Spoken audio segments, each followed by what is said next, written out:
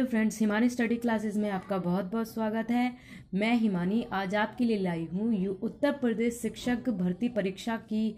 अगर आप तैयारी कर रहे हैं तो उसके लिए विज्ञान या आपके साइंस के कुछ महत्वपूर्ण प्रश्न जो कि आपके आने वाले एग्ज़ाम के लिए बहुत ही ज़्यादा महत्वपूर्ण होने वाले हैं।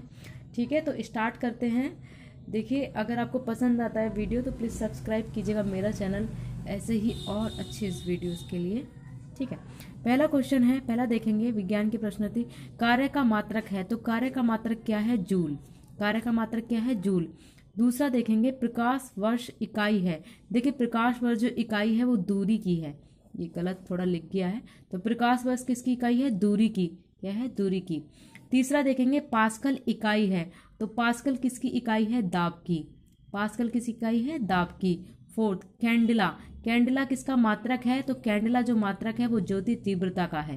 किसका? ज्योति तीव्रता का। फिफ्थ देखेंगे एम्पियर मात्रक है, तो एम्पियर जो मात्रक है वो विद्युत धारा का है। ठीक है, करंट का क्या बोलते हैं? विद्युत धारा का मात्रक है एम्पियर। सिक्स देखेंगे सूर्य ग्रहण होता है। अच्छा, कब होता है सूर्य ग्रहण? जब चंद्रमा क्या होता है? सूर्य और पृथ्वी के बीच में आ जाता है। ठीक है, देखिए सूर्य क्या है, देखिए सूर्य और पृथ्वी के बीच में कौन आ गया? चंद्रमा। सूर्य और पृथ्वी के बीच में जब चंद्रमा आ जाता है तो क्या होता है? सूर्य ग्रहण पड़ता है। 7 देखेंगे एक समतल दर्पण पर आपतित किरण 60 डिग्री का कोण बनाती है। एक समतल दर्पण है, उस पर आपतित किरण 60 डिग्री का कोण बनाती है, तो परावर्तन कोण क्या होगा? देखिए, जिस कोण से वो आएगी उसी कोण से वो परावर्तित होगी। ठीक है, तो परावर्तन अगर आपतित कोण 60 डिग्री का है तो परावर्तन कोण भी 60 डिग्री का ही होगा। ठीक है, आगे देखेंगे 8 क्वेश्चन। पूर्ण आंतरिक परावर्तन। पूर्ण आंतरिक परावर्तन होता है जब प्रकाश जाता है। जब प्रकाश कहाँ जाता है? हीरे से कांच में जाएगा। जब हीरे से कांच में जाएगा तो पूर्ण आंतरिक परावर्तन होगा। ठीक है, तो हीरे में कौन सा परावर्तन होता है? पूर्ण आंतरिक परावर्तन। ठीक है, आगे देखेंगे 9 मृग तृष्णा उदाहरण है। तो जो मृग तृष्णा जो उदाहरण है वो पूर्ण आंतरिक परावर्तन का है। इसका पूर्ण आंतरिक परावर्तन का उदाहरण है मृग तृष्णा। 10वां देखेंगे सीजीएस पद्धति में कार्य की इकाई क्या है? सीजीएस पद्धति में कार्य की क्या इकाई है? अर्घ प्रति डाइन सेंटीमीटर। अर्घ प्रति डाइन सेंटीमीटर सीजीएस पद्धति में कार्य की इकाई है। और इसको अगर एमकेएस पद्धति में पूछे तो एमकेएस पद्धति में कार्य का मात्रक जूल होता है। ठीक है, 11वां देखेंगे एक अश्व शक्ति कितने वाट के बराबर होती है? तो एक जो अश्व शक्ति है वो 746 वाट के बराबर होती है। ठीक है, 746 वाट। 12वां देखेंगे ऊर्जा को न तो उत्पन्न किया जा सकता है और न ही नष्ट किया जा सकता है। यह किसका नियम है? देखिए, ये जो नियम है ये ऊर्जा का संरक्षण का नियम है। क्या है? ऊर्जा का संरक्षण का नियम। इसमें क्या होता है? इसमें ऊर्जा न तो उत्पन्न होती है न ही इसको नष्ट किया जाता है, तो ये ऊर्जा का संरक्षण नियम है। 13 देखेंगे डायनमो का क्या कार्य है? डायनमो किस कार्य के लिए यूज होता है? तो यांत्रिक ऊर्जा को विद्युत ऊर्जा में बदलने के लिए डायनमो का यूज किया जाता है। यांत्रिक ऊर्जा को विद्युत ऊर्जा में बदलने के लिए डायनमो का प्रयोग किया जाता है। 14 देखेंगे एक मशीन 100 जूल कार्य 10 सेकंड में करती है, तो उसकी शक्ति क्या होगी? देखिए, जूल मात्रक है कार्य का, तो डब्लू हमारा 100 दिया हुआ है, 10 सेकंड यानी टाइम दिया हुआ है 10। डब्लू और टाइम दिया हुआ है, तो अश्व शक्ति पूछ रहा है, मतलब शक्ति पूछ रहा है, तो शक्ति क्या होता है? P बराबर डब्लू अपॉन टी। ये फॉर्मूला है, P शक्ति का फॉर्मूला है। डब्लू दिया है 100 जूल और टाइम दिया हुआ है 10, तो इसमें 100 में 10 का भाग देंगे तो आपका 10 जूल प्रति सेकंड आ जाएगा। देखिए 100 ये डब्लू कार्य का मात्रक जूल प्रति टी का मात्रक सेकंड होता है, तो जूल प्रति सेकंड, और इसको वाट भी बोलते हैं। ठीक है, आगे बढ़ेंगे 15 क्वेश्चन पर। दो पिंडों के बीच लगने वाले बल को क्या कहते हैं? दो पिंडों के बीच जो बल लगता है उसको गुरुत्वाकर्षण बल बोलते हैं। क्या बोलते हैं? गुरुत्वाकर्षण बल। 16 देखेंगे गुरुत्वाकर्षण के नियम का प्रतिपादन किसने किया था? तो जो गुरुत्वाकर्षण के नियम का जो प्रतिपादन किया था वो किया था न्यूटन ने। किसने किया था? न्यूटन ने गुरुत्वाकर्षण के नियम का प्रतिपादन किया था। आगे बढ़ते हैं, 17वां देखेंगे पृथ्वी के पलायन वेग का मान कितना होता है? तो पृथ्वी का जो पलायन वेग का मान है वो 11.2 किलोमीटर प्रति सेकंड है। कितना? 11.2 किलोमीटर प्रति सेकंड ये पलायन वेग का मान है पृथ्वी के। 18 देखेंगे, कौन सा धातु चुंबक द्वारा आकर्षित नहीं होता। तो देखिए चुंबक अगर हम लगाएंगे तो भी आकर्षित नहीं होगा, तो ऐसा कौन सा है, एल्यूमिनियम। क्या बोलते हैं, एल्यूमिनियम बोलते हैं, ठीक है, एल्यूमिनियम। आगे बढ़ते हैं हम अपने 19 क्वेश्चन की ओर। सोनार का उपयोग किसके लिए किया जाता है। देखिए सोनार का उपयोग किसके लिए जाता है, नौ संचालकों के लिए। सोनार का उपयोग किसके लिए किया जाता है, नौ संचालकों के लिए किया जाता है। 20 देखेंगे, बर्नौली की प्रमेय किस पर आधारित है। तो जो बर्नौली की जो प्रमेय है वो ऊर्जा संरक्षण के नियम पर आधारित है, ठीक है, ऊर्जा संरक्षण पर। 21, आधुनिक विज्ञान में अब तक कितने तत्वों की खोज हुई है। तो आधुनिक विज्ञान में अब तक देखिए 108 जो तत्व हैं उनकी खोज हो चुकी है। 22वां देखेंगे, वायु क्या है। तो वायु है एक मिश्रण। वायु क्या है, वायु एक मिश्रण है, ठीक है।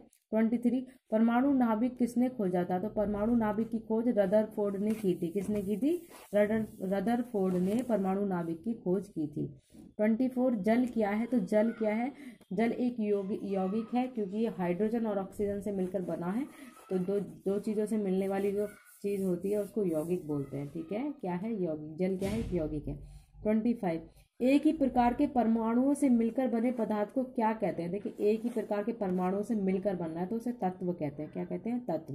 26, चीनी का घुलना कौन सा परिवर्तन है। चीनी का घुलना देखिए क्या है, भौतिक परिवर्तन है, ठीक है, परिवर्तन है, ठीक है, रासायनिक परिवर्तन। लोहे पर जंग लगना कौन सा परिवर्तन है। लोहे पर जंग लगना कौन सा परिवर्तन है, ये भी रासायनिक परिवर्तन है, ठीक है। दूध से दही बनना, ये कौन सा परिवर्तन है, रासायनिक परिवर्तन।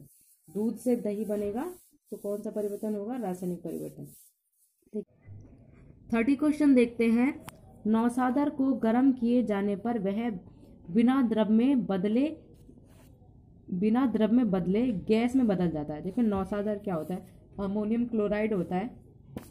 अगर उसको गर्म करते हैं तो वह पहले द्रव में नहीं बदलता। अगर गर्म करेंगे कोई चीज़ पहले द्रव में बदलती है तो द्रव में ना बदल के वो डायरेक्ट गैस में बदल जाता है। तो ये क्या कहलाता है, ऐसी जो क्रिया है उसे ऊर्ध्वपातन बोलते हैं।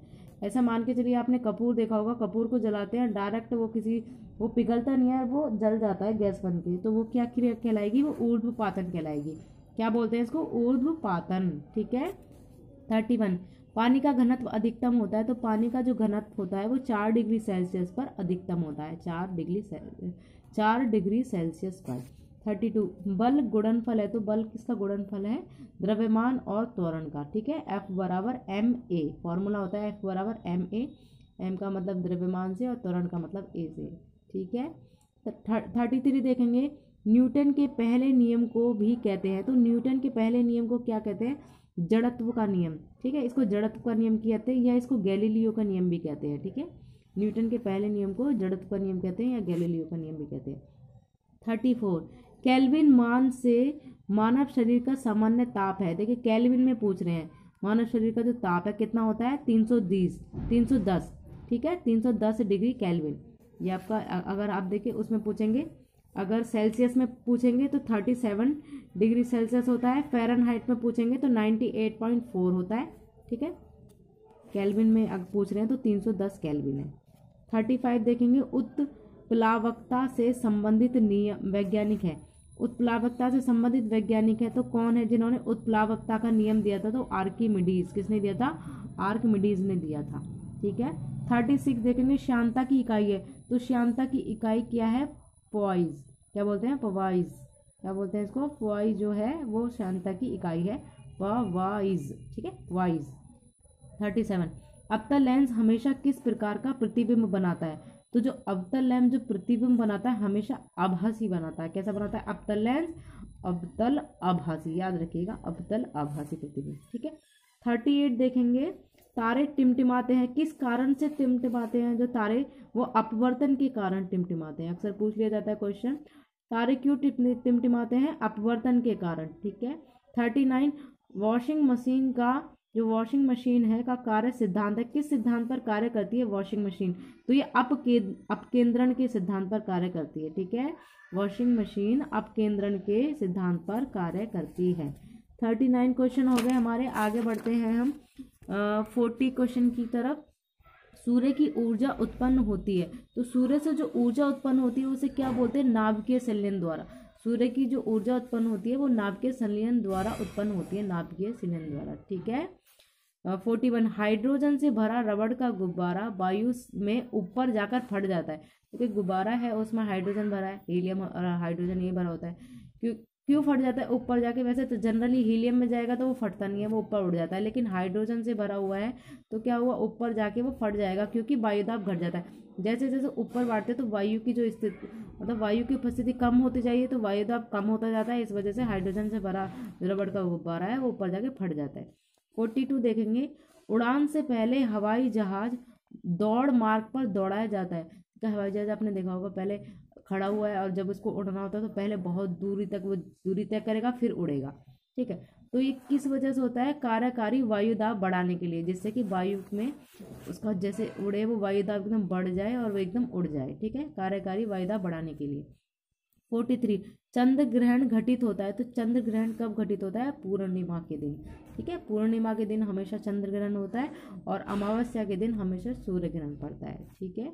44 प्रकाश छोटे छोटे कणों से मिलकर बना है जिसे कहते हैं, देखो प्रकाश छोटे छोटे कणों से मिलकर बना है, इन्हें क्या कहते हैं? फोटोन कहते हैं। क्या कहते हैं इनको? फोटोन।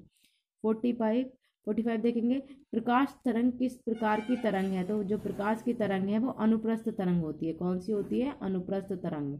ठीक है, और ध्वनि की तीव्रता को मापने की इकाई है। ध्वनि की जो तीव्रता है उसको किस में मापते हैं? डेसिबल में। किस में मापते हैं? डेसिबल में। 47 मनुष्य के लिए मानक ध्वनि स्तर है। तो मनुष्य जो काम में मतलब ध्वनि सुन सकता है, जो बिल्कुल ठीक ध्वनि बोलेंगे उसको बोलेंगे 60 डीबी डेसिबल, 60 डीबी मनुष्य के लिए मानक ध्वनि स्तर है। इससे अगर ऊपर ध्वनि बढ़ेगी तो वो खतरनाक साबित होती है। ठीक है, तो 60 डीबी तक का मानक ध्वनि स्तर होता है मनुष्यों के लिए। 48 एक जैव पद्धति जिसमें पराश्रव्य ध्वनि का उपयोग किया जाता है, क्या बोलते हैं उसको? एक जैव पद्धति उसमें पराश्रव्य ध्वनि का प्रयोग किया जाता है, तो ये सोनोग्राफी होती है जिसमें पराश्रव्य ध्वनि का प्रयोग किया जाता है। ठीक है, सोनोग्राफी। 49 देखेंगे, डॉपलर प्रभाव संबंधित है। जो डॉपलर प्रभाव है वो ध्वनि से संबंधित है। किससे? ध्वनि से। 50 एंगस्ट्रॉन क्या नापता है? तो एंगस्ट्रॉन तरंग दैर्घ्य नापता है। क्या नापता है? तरंग दैर्घ्य। 51 सूर्य की सतह का ताप है। तो सूर्य की जो सतह है उसकी सतह का ताप कितना होता है? 6000 केल्विन। कितना है? 6000 केल्विन, 6000 डिग्री केल्विन। 52 द्रव के दाब बढ़ने पर क्वथनांक पर क्या प्रभाव पड़ेगा? द्रव के दाब बढ़ने पर क्वथनांक पर क्या प्रभाव पड़ेगा? देखिए, जैसे जैसे दाब बढ़ेगा वैसे वैसे क्वथनांक बढ़ेगा, तो क्वथनांक बढ़ जाएगा। ठीक है, द्रव के दाब बढ़ने पर क्वथनांक भी बढ़ जाएगा। 53 परमाणु के नाभिक में कौन कौन से कण होते हैं? तो परमाणु का जो नाभिक है, देखिए ये क्या होता है? ये परमाणु नाभिक है। ठीक है, परमाणु नाभिक है और इसमें क्या होता है? बीच में इसमें प्रोटॉन होते हैं और न्यूट्रॉन होते हैं और बाहर क्या होता है? यहाँ पर इलेक्ट्रॉन चक्कर लगाता रहता है। ठीक है, प्रोटॉन न्यूट्रॉन। देखिए, प्रोटॉन पे प्लस होता है आवेश, न्यूट्रॉन पे कुछ नहीं होता, उदासीन होता है, ये इसको जीरो बोलेंगे, और इलेक्ट्रॉन पे माइनस होता है। ठीक है, आगे बढ़ेंगे। प्रोटॉन की खोज किसने की थी? तो प्रोटॉन की खोज रदरफोर्ड ने की थी। किसने खोज की थी प्रोटॉन की खोज? रदरफोर्ड ने। 55 न्यूट्रॉन की खोज किसने की थी? तो न्यूट्रॉन की खोज चैडविक ने की थी। किसने? चैडविक ने। ठीक है। 56 इलेक्ट्रॉन की खोज किसने की थी? तो इलेक्ट्रॉन की खोज जे थॉमसन ने की थी। किसने की थी? जे थॉमसन ने। 57 तत्व की द्रव्य संख्या 23 दी हुई है। द्रव्य संख्या कितनी दी हुई है? 23, और उसमें 11 प्रोटॉन है, तो न्यूट्रॉन कितने होंगे? ठीक है, क्वेश्चन अक्सर पूछ लिया जाता है, द्रव्यमान संख्या दी है, प्रोटॉन उसमें दिया हुआ है, न्यूट्रॉन पूछ रहे हैं। तो ये फॉर्मूला होता है द्रव्यमान संख्या बराबर होता है, मतलब फॉर्मूला की आपको पता ही है, आप अपने द्रव्यमान संख्या होती है प्रोटॉन और न्यूट्रॉन के बराबर होता है। ठीक है, तो द्रव्यमान संख्या बराबर प्रोटॉन प्लस न्यूट्रॉन। द्रव्यमान संख्या कितनी? 23 दी हुई है, न्यूट्रॉन हमसे पूछ रहे हैं, प्रोटॉन दिए हुए हैं 11, तो एन की वैल्यू निकालेंगे, 23 में से 11 घटाएंगे तो 12 आ जाएगा। ठीक है, तो न्यूट्रॉन कितने हो गए हमारे पास? 12। आप बस ये याद रखिए, द्रव्यमान संख्या बराबर न्यूट्रॉन प्लस प्रोटॉन होता है, बस इसमें वैल्यू पुट कर देंगे और आपके न्यूट्रॉनों की संख्या आ जाएगी। ओके, 57 क्वेश्चन हो गए। आगे बढ़ते हैं हम 58 क्वेश्चन की ओर। परमाणु नाभिक, और क्वेश्चन है थोड़े, इसी से क्वेश्चन दिए हैं हमने। किसी परमाणु के नाभिक में 15 प्रोटॉन है तो उसमें इलेक्ट्रॉन की संख्या क्या होगी? देखिए परमाणु के नाभिक में जितने प्रोटॉन होते हैं उतने ही इलेक्ट्रॉन होते हैं, तो P बराबर E बराबर 15, ठीक है, 15 प्रोटॉन है तो 15 ही इलेक्ट्रॉन होंगे। 59, किस तत्व की विद्युत ऋणात्मकता सबसे अधिक होती है, तो किस तत्व की विद्युत ऋणात्मकता, ये पिछली बार असिस्टेंट टीचर का जो एग्जाम हुआ था उसमें पूछा भी था, ये क्वेश्चन आ चुका है, इंपॉर्टेंट, देखिए पिछली बार आया था।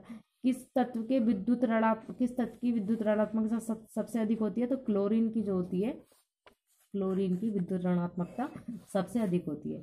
60 देखेंगे, किसी तत्व का वह सूक्ष्मतम कण जो स्वतंत्र अवस्था में रह सकता है क्या कहलाता है, जो कोई तत्व है सूक्ष्मतम है, सबसे ज्यादा सूक्ष्मतम कण है तो स्वतंत्र अवस्था में रह सकता है, तो क्या कहलाता है, अणु कहलाता है, क्या कहलाता है, अणु। 61, परमाणु संख्या का पता किसने लगाया था, तो परमाणु संख्या का पता मोसले ने लगाया था, किसने, मोसले ने लगाया था। 62, अल्फा किरणों पर कौन सा आवेश होता है, तो अल्फा किरणों पर धन आवेश होता है। बीटा किरणों पर कौन सा आवेश होता है, इन पे ऋण आवेश होता है। बीटा किरणें जैसे इलेक्ट्रॉन होते हैं ना, इन पे ये इलेक्ट्रॉन की जैसे होती है, बीटा के इन पे भी ऋण आवेश होता है, इन पे प्लस होता है, लेकिन इनमें 2 इकाई प्लस, मतलब 2 इकाई धनावेश होता है इसमें। गामा किरण होती है, इन पे कोई आवेश नहीं होता, जैसे न्यूट्रॉन होता है ना उसी तरह इन पे कोई आवेश नहीं होता गामा किरणों पर। 65, किन किरणों की भेदन क्षमता सबसे अधिक होती है, तो गामा किरणों की, जो गामा किरणें है अल्फा बीटा गामा में जो गामा किरणें है इनकी भेदने की जो क्षमता है वो सबसे ज्यादा होती है, ठीक है।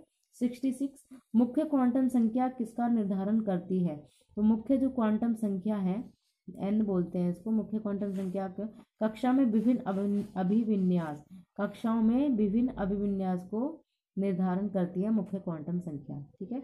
67, सी का परमाणु क्रमांक 6 यानी कार्बन, सी मतलब कार्बन, कार्बन का परमाणु क्रमांक कितना दिया हुआ, 6 दिया हुआ है तथा उसका परमाणु भार 12 है, तो नाभिक में कितने प्रोटॉन होंगे, देखिए परमाणु क्रमांक जैसे 6 दिया हुआ है तो परमाणु क्रमांक अगर 6 है तो 6 ही हमारे प्रोटॉन होंगे और 6 ही हमारे इलेक्ट्रॉन होंगे, तो इलेक्ट्रॉन पूछ रहा है, हमारे से परमाणु भार से कोई मतलब नहीं है, बस आप देखिए परमाणु क्रमांक दिया हुआ है यानी परमाणु क्रमांक भी 6, इलेक्ट्रॉन भी 6, प्रोटॉन भी 6, ठीक है, तो ये बराबर होते हैं आपस में, परमाणु क्रमांक बराबर P बराबर E बराबर 6, ठीक है, ये पॉजिटिव होता है प्रोटॉन, इलेक्ट्रॉन नेगेटिव होता है 6 के बराबर होता है, ये बाकी दोनों 6 के बराबर है।